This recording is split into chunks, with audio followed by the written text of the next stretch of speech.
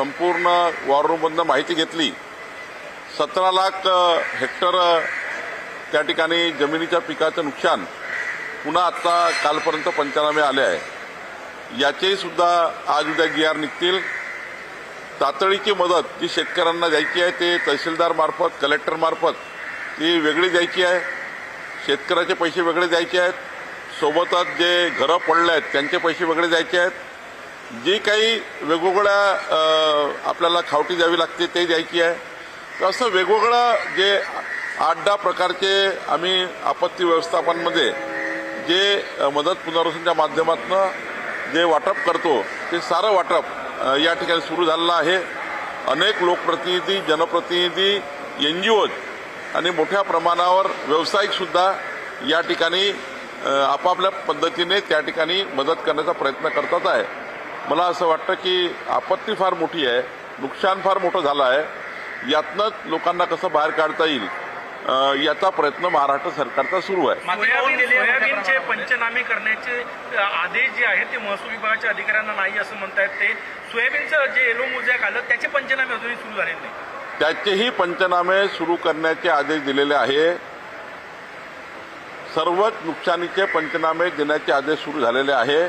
त्यामुळं कोणीही असं म्हणू शकत नाही की पंचनामे होणार नाही. सर्वच पंचनामे होणार आहे. माती वाहून गेली आहे मोठ्या प्रमाणामध्ये, वाळू सुद्धा आलेली आहे शेतांमध्ये. या संदर्भात महसूल विभागाचं काय धोरण आहे? खरडून गेलेल्या जमिनीबद्दलचे आम्ही वेगळे पंचनामे करतो. त्याच्याकरता वेगळा नॉर्म्स आहे पैसे देण्याचा. खरडून गेलेल्या जमिनी रिस्टोअर करणे आणि ते जे त्याचं नुकसान फार मोठं होतं कारण पुन्हा पीक येत नाही. त्यामुळे त्या जमिनी चांगल्या करणे याकरता शासनाची वेगळी मदत शेतकऱ्याला आम्ही करतो. फळगळ पण झाली आहे मोठ्या प्रमाणात. एका महिन्याचा पगार देण्याचं जाहीर केलं आहे. आज विजय वडेट्टीवार 6 महिन्यात तुम्ही पगार देण्याचं जाहीर केलं आहे आणि इतरांनी सुद्धा भाजप काँग्रेस सगळ्या आमदारांनी 6 महिन्यात. आमच्याही आमदारांनी 1 महिन्याचा पगार देण्याचा निर्णय घेतला आहे आणि अजून जी काही मदत पगारानेच नाही, जी काही मदत खाजगी स्वरूपाने जी काही मदत त्या ठिकाणी NGOच्या माध्यमातून आमचे सर्व आमदार, लोकप्रतिनिधी आणि भारतीय जनता पार्टीही या ठिकाणी आमचे कार्यकर्ते करत आहेत. नरखेड, काटोल, सावनेर या भागामध्ये मोसंबी आणि संत्रा गळ वाढलेली आहे. प्रचंड मोठं नुकसान होतोय. त्याचे पंचनामेही सुरू झालेले नाही. मी स्वतः त्याची पाहणी करणार आहे. आमचे जिल्हाधिकारी आणि आमची टीम स्वतः जाऊन पाहणी करणार आहे आणि अमरावती किंवा नागपूरमध्ये जे काही नुकसान झालं त्याचेही पंचनामे आम्ही करणार आहोत. उद्धव ठाकरेंनी 10,000 कोटीची केंद्राकडे मागणी केली आहे पूरग्रस्तांच्या ह्याच्यात. उद्धव ठाकरेंचा जो सल्ला आहे तो सल्ला आम्ही ऐकला आहे. शेवटी NDRFच्या नियमाप्रमाणे जे जे काही मदत शेतकऱ्याला द्यायची द्यावीची असतं आणि उद्धव ठाकरेजींनी काही जर त्यांना सांगायचं असेल तर मीडियाच्या माध्यमातून नको, एखादं पत्र वगैरे काय त्यांचं म्हणणं आहे. आणि शेवटी विरोधी पक्षाची जबाबदारी आहे सरकारला चांगल्या सूचना देणे, सरकारकडे मागणी करणे. त्यांच्या मागणीचा विचार करेल. अकोला तालुक्यामधील पळसोबळे मंडळ आहे महसूल विभागाचा. तिथले महसूल मंडळ अधिकारी जे आहेत त्यांनी त्यांच्या शेतात बांध बांधला आणि वरचे जवळपास 300 शेतकऱ्यांच्या शेतामध्ये आज चिखल आणि पूर सदृश स्थिती आहे. मंडळ अधिकारी ऐकायला तयार नाही आणि त्यांच्या मंडळ अधिकाऱ्याच्या हेकेखोरपणामुळे शेतकऱ्यांचं नुकसान. सकाळी ABP माझ्यावर ही बातमी मी पाहिली. 3-4 शेतकरी पावसात उभे आहेत. ते पूर्ण पाणी त्यांच्या शेतामध्ये आलं आहे आणि मंडळ अधिकारी म्हणतो माझा शेती आहे त्यामुळे माझी काही चूक नाही आहे. ते बघितलं आहे.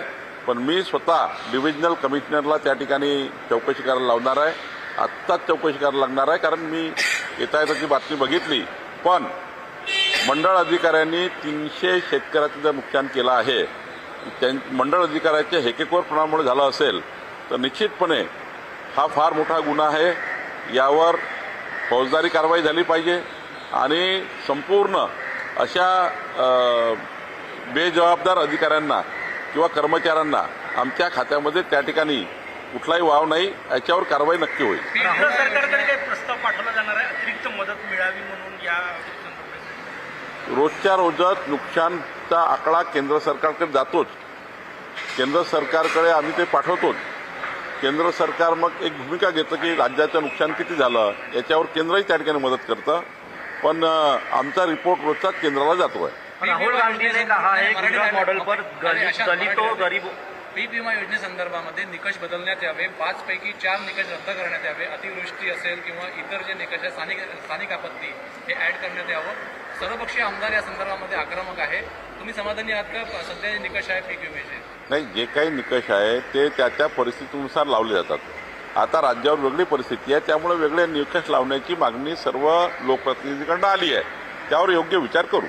गणेश नाईक असे बोललेले आहे का तिथे बैठक झाली तिथे की राज्य सरकारमधील काही मंत्री व राजकारणातील काही मंडळी यांचे हात भ्रष्टाचाराने बरबटले आहेत. त्यांच्या या वक्तव्याने बरीच खळबळ उडाली आहे. पालघरमध्ये ती बैठक सुरू होती. तर त्यांनी कोणाबद्दल बोलले, कशाबद्दल बोलले, त्यांचा बोलण्याचा मतीचा अर्थ काय होता, एकदा मी गणेश नाईक साहेबाशी बोलतो, नंतर यावर बोलीन.